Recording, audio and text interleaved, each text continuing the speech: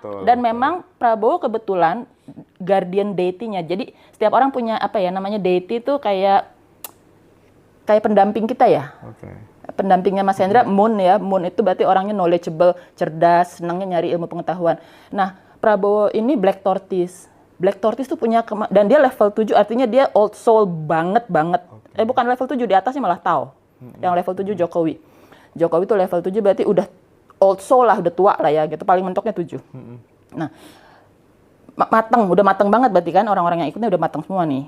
Nah, Prabowo tuh punya kemampuan telepati dalam arti dia tuh bisa tahu keinginan orang. Dia bisa tahu rakyat maunya kayak gimana. Dia deliver semua. Dia bikin dalam bentuk kampanyenya, dalam bentuk narasi ngomongnya, tampil dirinya. Tapi dia baru menggunakan sekarang karena di yang tahun yang dia gagal-gagal dulu, emang lucknya lagi nggak bagus. Jadi kemampuannya ada, tapi ya banyak faktor lah. Sehingga dia nggak menggunakan itu. Yang sekarang ini, Black Tortoise-nya dengan Prabowo dipakai banget. Kemampuan Black Tortoise-nya tuh ya. Black Tortoise tuh bisa mengarahkan, menggiring opini seperti yang dia mau, itu orang nurut banyak.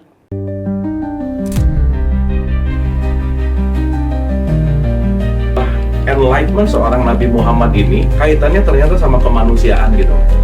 Perjalanan cerita itu sampai di dunia dewasanya itu udah masuk pelajaran filsafat tuh, Ndra. Spektrum ateis itu beda, dari mulai ateis yang paling santai sampai ateis yang paling radikal juga Iya, ada.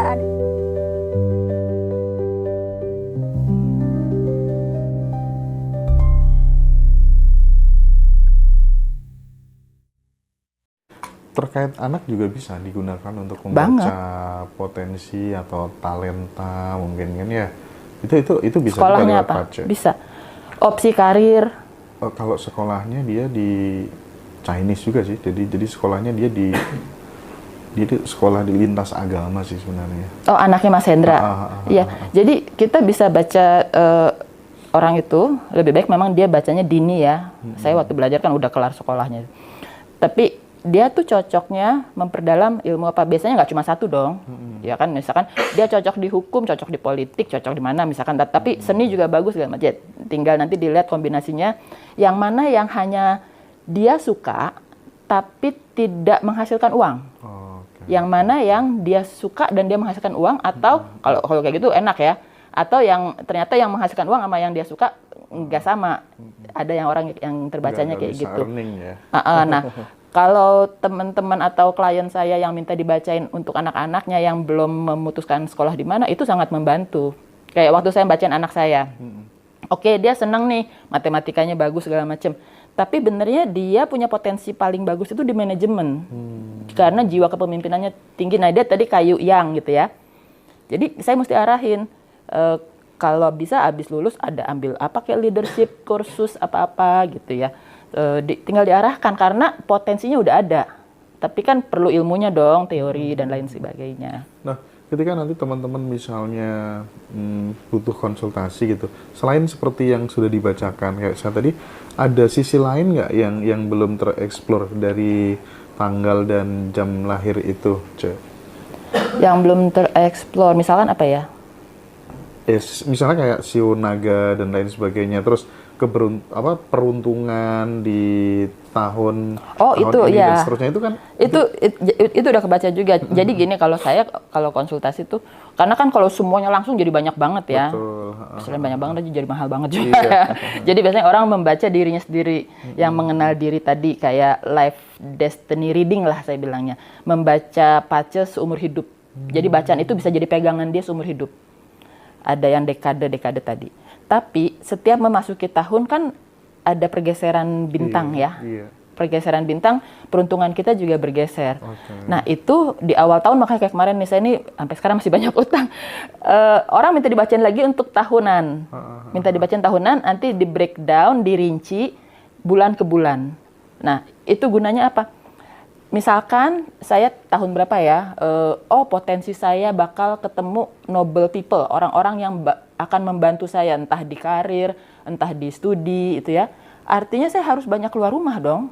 Kalau ada undangan silaturahmi, undangan gathering, acara-acara, saya mesti datengin. Karena apa? Pace saya mengatakan tahun ini, keberuntungan saya untuk kenal sama orang baru yang nantinya jadi noble people itu besar. Tapi kalau kita di kamar doang mager selimutan, nggak jadi juga itu barang, ya kan? Gitu.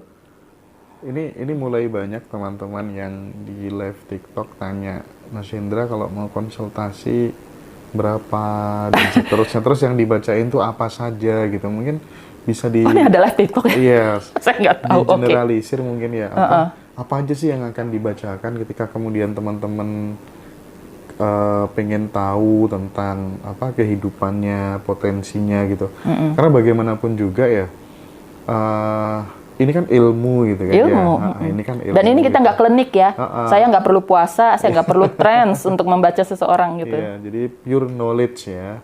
Pure. Dan Science, apa kalau tuh menurut saya namanya, science. Dan kemudian ini juga sudah banyak dipakai oleh jutaan Banyak. orang di dunia Banyak. begitu ya. Bahkan seperti yang di Malaysia itu yang ikut kan rata-rata orang-orang dari Betul. dari luar negeri Puluhan semuanya ribu. begitu. Sekali bikin event dia bisa puluhan ribu. Itu gimana, Cek? Apa aja kira-kira yang bisa dibaca? Spesialisasinya Cece itu? Jadi maksud saya menceritakan servis saya nih. Iya dong. Iya. saya juga punya akun TikTok kalau ada yang mau reach out Boleh, ya. boleh. Akun TikToknya Feng Shui ID atau pokoknya nama panjang Pamela Cardinal mungkin keluar ya. Cuma emang saya tidak serajin Mas Hendra untuk posting ya. Nah, jadi saya punya beberapa jenis jasa atau servisnya ya. Pertama orang biasanya dimulai dengan dia mesti mengenal diri yang baca yang seluruh hidupnya. Ini ngasih tahu harga gitu Mas? Oh, boleh nggak masalah. Nggak apa-apa ya. Atau nanti di info aja kali ya. aja, nggak apa-apa. Gitu. Soalnya nanti nggak enak banyak konsultan yang lain. Servisnya aja deh. Iya. Jadi orang biasanya dimulai dengan membaca yang keseluruhan hidupnya dia, karakter, potensi, sama garis besar jalan hidupnya ya. Ada yang minta ditelusuri lebih dalam, tolong dong fokus ke relationship, misalkan belum nikah atau habis cerai. Tolong dong fokus ke materi, wealth, atau karir gitu ya, bisa difokusin di situ. Tapi itu garis besar, dan itu dia bisa dipegang untuk seumur hidupnya. Dan gak mahal loh harganya kalau untuk pegangan seumur hidup. Tapi nanti setelah itu, dia baca tiap tahun. Nah, kemudian yang tadi saya bilang Sun Tzu atau Chimendunja. Sun Tzu. Sun Tzu itu background ilmunya sih ya, tapi perang. Itu yang kayak, nama ininya apa ya? Chimendunja. Orang biasanya susah nih nyebutnya. Kalau dalam teori perang Sun Tzu itu kan ada desa mengepung kota, menyisir dalam kegelapan, segala macam. Iya, itu filosofinya Iya, ya. iya. Menarik kalau baca buku Sun Tzu. Iya, asik. Nah, itu semua bisa kita, misalkan gini, oh saya lagi mau bikin keputusan, yang klien saya terakhir deh. Dia mau jual apartemen. Dia jual apartemen kok nggak laku-laku ya, saya pengennya ngotot di harga sekian gitu. Ada orang yang udah lagi nawar tapi harganya segini. Terus kira-kira kayak gimana? Nah, itu kita buka pakai namanya Chimendunja. Itu saya nggak terlalu perlu tanggal lahir lengkapnya, tapi tahun lahir boleh lah. Nah, itu detik itu juga. Jadi kadang nggak ada yang kebetulan. Mas Hendra nanya ke saya nih, Japri. Saya belum sempat baca. Saya lagi di jalan lah segala macam. Pas saya buka, Pam tolong dong bacain, gue mau jual ini kira-kira gimana prospeknya. Saya langsung plot bagannya di detik itu, di jam itulah gitu ya. Di jam Jual itu. apa misalnya? Jual tanah, jual rumah. Ya, itu salah satu contohnya. Tapi kayak yang bisa dibaca nggak cuma itu. Misalkan saya ada tawaran bisnis dari siapa partner gitu ya. Enaknya gimana ya, di follow up atau kayaknya bakalan cari masalah atau gimana, itu bisa dibuka. Oh, bisa ya? Bisa. Nah, makanya waktu kemarin capres nih, saya nanya sama teman-teman saya. Tapi kan saya nggak bisa buka ujuk-ujuk ya. Nanti kita jadi subjektif. Iya. Ada yang nanya, Pem, kira-kira gimana nih Prabowo atau Ganjar yang menang? Karena ada yang nanya, saya bisa buka. Atau enggak, kalau dulu Piala Dunia, anak saya sama suami saya mereka doyan bola, saya enggak. Mama tolong cekin dong malam ini siapa Prancis lawan siapa gitu ya, yang menang siapa, itu bisa dibuka. Jawabannya tuh bukan nama negaranya. Jadi karena saya nggak seneng bola, nggak tertarik bola, jadi nanti saya bilang gini, oke, yang menang itu negara yang geografisnya bla bla bla. Siapa tuh? Misalkan pegunungan kah atau kayak kurang subur atau gitu ya, atau dia pantai. Kemudian permainannya modelnya agresif gini gitu. Nah, orang yang senang bola yang nanya ke saya nangkep banget. Oh, berarti Argentina misalkan yang menang. Oh, berarti ini siapa yang menang? Ya udah itu aja. Pokoknya sayanya sih nggak peduliin lagi gitu ya. Kalau presiden presisi ya kemarin ya? Oh, presisi dan sampai detil ceritanya. Oh. Bahkan ya tapi nggak enak Seperti sih. apa? Nggak apa-apa. Ini politik soalnya jadi nggak apa-apa ya. Kan? Oh, pendidikan kan ini kita edukasi. Iya, cuma masyarakat. saya nggak saya posting di sosmed, saya takut Iya. disu. Gimana? Ceritanya gimana tuh? Jadi kalau waktu masih di 2022 akhir ya, agak early banget tuh saya udah mulai buka tuh. Terus saya bilang, dulunya kan saya, ya ini saya jadi menginikan saya dulunya Jokower gitu ya. Tapi terus saya bilang ini harusnya Prabowo gabung sama Ganjar nih. Teman-teman saya nggak suka, oh nggak bisa gitu, Pem, gini gitu. Loh ya kan ini gue bukan emosi, bukan ego kita gitu. Ini kan katanya metafisik. Ini kalau gabung satu putaran beres semua segala macem gitu. Tapi dari sisi Ganjar itu akan ada problem dari domestiknya. Domestiknya menghalangi kemenangan dia. Domestik saya pikir partai ya. Jadi polisinya partai dan lain sebagainya. Nah kemudian kalau gaya kampanyenya nyerang lawan, bunuh diri deh. Saya nggak tahu deh, coba silakan dicerna. Waktu itu 03 nyerang lawan nggak gitu. Nah kalau gayanya nice, manis-manis aja, cuma menceritakan keunggulan sendiri, itu masih ada harapan gitu. Kemudian perlu banyak negosiasi itu sebenarnya. Yang saya fokus kebacanya 02, 03 sih ya, karena 01 memang Anies tuh chief, jadi ada lagi namanya deity ya, jadi chief tuh bagus sebenarnya, tapi kurang terlihat lah, karena banyak pertanyaan yang di lingkungan saya tuh antara 02 atau 03 gitu kan. Nah itu jadi pas saya lihat, kalau gabung nih mereka oke banget. Tapi karena 03 nih kayaknya ditarik-tarik dari domestiknya, kemungkinan besar dia bisa nggak gabung gitu. Kalau dia nggak gabung, yang menang udah pasti 02. Pasti 02. Gitu. Nah masalahnya yang saya juga waktu itu nggak bisa terus-terusan baca ya. Kalau nggak ada yang nanya kan nanti saya baca saya jadi ego tuh. Udah ego yang jalan, kita ngeplot chart. Nah itu jadi kayak gitu bisa kebaca detil. Iya sih, memang Kebaca detil. Beberapa pakar numerologi ya di dunia mayoritas itu yang senior yang sudah legend itu dia berani memastikan kalau tanggal sekian ini pilpres nggak ada yang bisa ngalahin Prabowo gitu kan. Itu saya 1 tahun sebelum ini udah, karena Prabowo emang lagi timingnya bagus. Ya mungkin kan juga apa tuh namanya yang menentukan hari kan juga sudah ngitung juga. Ini yang jadi Pak, ini saya nggak enak ya nyebut namanya. Salah satu ketua TPN-nya, pas saya lihat dia ngecek get kontak saya. Mungkin link saya Google Drive yang bacain tiap-tiap capres itu nyebar juga kali ya akhirnya, karena ya, saya juga bergaulnya sama ring-ringnya mereka gitu kan. Tapi saya pikir kalau saya bisa reach out, saya kasih bantuan kalau mau dibutuhkan. Cuma kita nggak boleh ada pemaksaan ya, kalau orangnya nggak bisa dihubungin atau dia nggak butuh, ya udah nggak apa-apa gitu. Nah itu sebenarnya banyak strategi yang ya harusnya gini, tapi itu kan bukan hal yang gampang ya, politik ya, banyak kepala di dalam sana. Pas kita kasih masukan metafisik, metafisik hanya satu variabel, kenapa jadi harus nurut sama metafisik doang gitu ya, misalkan gitu kan. Dan memang Prabowo kebetulan guardian deity-nya, jadi setiap orang punya apa ya namanya deity itu kayak pendamping kita ya.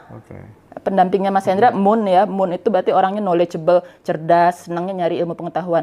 Nah, Prabowo ini Black Tortoise. Black Tortoise tuh punya, dan dia level 7, artinya dia old soul banget.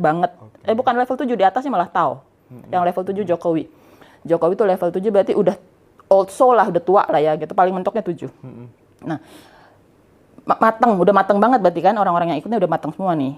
Nah, Prabowo tuh punya kemampuan telepati, dalam arti dia tuh bisa tahu keinginan orang. Dia bisa tahu rakyat maunya kayak gimana. Dia deliver semua. Dia bikin dalam bentuk kampanyenya, dalam bentuk narasi ngomongnya, tampil dirinya. Tapi dia baru menggunakan sekarang, karena di yang tahun yang dia gagal-gagal dulu, emang lucknya lagi nggak bagus. Jadi kemampuannya ada, tapi ya banyak faktor lah.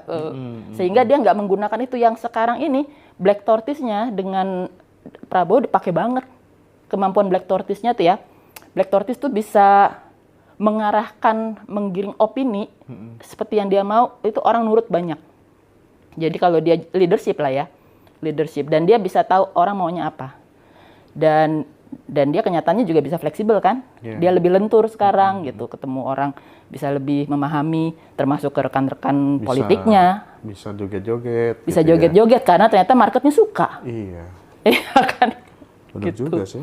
Mungkin kapan-kapan barangkali bisa ini deh, apa tuh namanya, bisa Oh, bisa. ngitung soal pilkada dan lain sebagainya gitu, untuk menguji apakah kemudian memang ilmu ini benar-benar layak untuk dijadikan sebagai bahan Iya. untuk sebagai apa ya, menemani perjalanan hidup kita. Minimal kita ada semacam kayak yang bimbing gitu, arah gitu, Iya. gambaran ke depan tuh bakal seperti ini, sehingga ketika ada hal-hal yang negatif kita udah ada warningnya dulu. Betul. Dan kita ada solusinya seperti apa, begitu ya, Ci ya? Iya. Oke. Jadi kalau saya boleh nambahin, ini benar biasanya saya kalau pas sesi ngajar ya, biasanya saya jelaskan di awal. Kita tuh manusia ada 3 luck ya. Jadi ada heaven luck. Heaven luck tuh terlahir Memang dia segawan bayi ibaratnya ya. bawaan ya, kalau kita Beruntung percaya gitu ya. reinkarnasi itu bawaan dari kehidupan sebelumnya. Dia sekarang menjadi orang yang beruntung. Jadi ada yang lahirnya di kolong jembatan, Iya. ada yang lahirnya di istana tapi nggak bahagia, ada yang lahirnya baik-baik aja, mukanya cakep ya, bukan berarti maaf untuk yang kurang, tapi itu luck, heaven luck. Oke. Kita nggak bisa apa-apain. Iya sih. Heaven luck tuh plafonnya juga gini, untuk kita mau jadi, apakah gue kaya nggak ya gitu ya. Plafonnya cuma segini nih. Kita bisa kaya dalam range ini. Tapi selain heaven luck itu ada man luck, kemampuan manusianya. Ya bukan berarti nggak ada effortnya, kerja keras, sama yang tidur-tiduran kan walaupun heaven luck-nya bagus, tapi yang tidur-tiduran nggak lantas terus jadi fantastis hasilnya dong, ya kan. Jadi ada namanya man luck juga. Di dalam man luck itu yang kita bisa pakai feng shui juga. Nah, kemudian ada earth luck. Earth luck yang kita pakai feng shui. Man luck itu nanti kita bisa tahu dari Cimendunja, strateginya apa. Jadi oke, kita kerja keras, tapi ternyata di bulan ini peruntungannya nggak bagus. Jadi jangan aneh-aneh. Tenang-tenang, diam-diam, lay low gitu. Kalau misalkan, peruntungannya lagi bagus, agresif deh gitu. Jalan deh ketemu orang, misalkan yang jualan gencar lah gitu. Tapi kalau lagi nggak bagus, salah aja nanti. Karena emang lagi hitungan bulannya tuh lagi nggak bagus gitu. Nah jadi kan jadi sepertiga ya. Nah artinya orang yang tidak paham metafisik, dia jalan seperti hanya memakai satu tadi ya. Cuma yang, iya kan, heaven luck-nya dia nggak bisa baca. Apa yang datang dari Tuhan dia nggak bisa baca. Semesta ngasih dia kehidupan kayak apa dia nggak bisa baca. Jadi dia autopilot ya kan.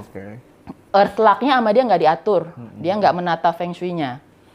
Dia hanya melakukan man luck-nya aja. Syukur-syukur dia melakukan man luck-nya dengan optimal, dia kerja keras, dia pinter juga, ya kan, dan lain sebagainya. Jadi kita mengoptimalisasi, tapi bukan berarti the only one, 100%. Bukan berarti 100% apa kata metafisik, terus lu pasti jadi begini. Karena di situ ada perannya man luck juga. Gitu. Jadi fair sih menurut saya. Tapi sebenarnya luck itu bisa di-create sendiri nggak sih? Bisa. Jadi dengan tadi misalkan udah tahu heaven luck-nya nih ya, oke, Mas Hendra, wah ini sih emang udah bawaan pekerja keras, kepemimpinannya bagus. Kalau aku orangnya dari dulu beruntung terus, Cek. Kreatif, iya nih beruntung ya. Iya banget, Cek. Ya, Cuma nggak tahu itu given atau... Given. Tapi Kalau yang jelas beruntung. kalau aku dulu, yang namanya kita ini kan punya sosok atau figur otoritas gitu ya. Ketika dia ngomong apa begitu, Mas, Hendra, kamu ini ya, lakuin ini setiap jam sekian dan lain sebagainya gitu. Itu kan karena yang ngomong itu figur otoritas, langsung otomatis menjadi program bawah sadar gitu. Maksudnya secara metafisik juga gitu ya? Kalau saya kan Muslim ya, dulu apa Saya tuh juga namanya? Muslim loh. Oh iya, saya Muslim, rajin sholat ya. Sekarang agak Saya bolong-bolong juga gitu sempat ya. rajin sholat. Nah, terus kemudian baca amalan tertentu ini setiap habis sholat asar, Oh, sama iya. maghrib gitu kan. Maka kamu nggak Salawat bakal- Nariyah lah ya, segala apalah macem namanya deh. Kamu nggak bakal jadi orang yang apes dan akan selalu bejo, Iya. beruntung terus. Itu saya percaya total, Cek. Saya Betul. percaya total. Sama lah. Dan saya melakukan itu hampir 2000 Ngelakoni lah gitu ya. 2005 sampai 2014 atau berapa gitu lah ya. Lama banget gitu. Dan itu saya merasa kok semuanya serba mudah, serba Iya. beruntung gitu. Berarti kan memang potensinya ada given, ada yang memang benar-benar bisa kita create gitu. Oh iya. Jadi memang destiny itu kita bisa, yang tadi destiny itu win, tapi kita tahu cara mengarahkannya gitu. Nah, ditambah kalau memang kemampuan atau minat spiritualnya tinggi, berarti ya kalau kita tercerahkan, terus dengan plus kemampuan yang kayak cerdas lah, rajin lah segala macam, kan hasilnya nggak akan menipu dari yang usaha kita kan. usaha ditambah memang keberuntungannya lagi bagus. Di tahun yang ini sebenarnya di 2 periode dekade ini lagi death and emptiness tuh gini ya, namanya di sini emang suka agak lebay, jadi jangan langsung takut dengan death and emptiness. Mas Hendra tuh dari usia 37 sampai 56 sebenarnya masuk death and emptiness, tapi bukan berarti nggak perform. Nyatanya sekarang baik-baik aja kerjaan segala kan. Ya itu jadi bukan kartu mati lah gitu. Masih tetap bisa, masih ada, kecuali ada perubahan. Kalau dibilang karena udah nikah sekarang, bukan Mas Hendra, misalkan siapa kita baca pacenya, oh dia udah nikah nih, nikahnya waktu itu muda, belum dibacain pace pada saat nikah, pasti melalui perceraian, nggak mungkin enggak, menurut ini ya, menurut metafisik ya, tinggal prepare secara mempersiapkan emosi aja, mempersiapkan mental kalau oke, akan ada perceraian gitu. Perceraian belum tentu selalu buruk ya, bisa jadi akan mendapat yang paling baik. Kalau mau kita langkahi atau kita skip, kita nggak mau melalui perceraiannya, pada saat masih muda udah dibaca, akan ada tuh anjuran. Untuk kamu bagusnya nikahnya di usia 30 ke atas kah? Atau 35 ke atas kah? Kecuali kalau mau melalui perceraian, ya nggak apa-apa juga. Gitu. Iya kan? Tapi melalui perceraian belum tentu selalu buruk. Ada yang dia dapat anaknya hanya dari yang pernikahan pertama. Kalau dia nggak melakukan itu, dia nggak punya anak.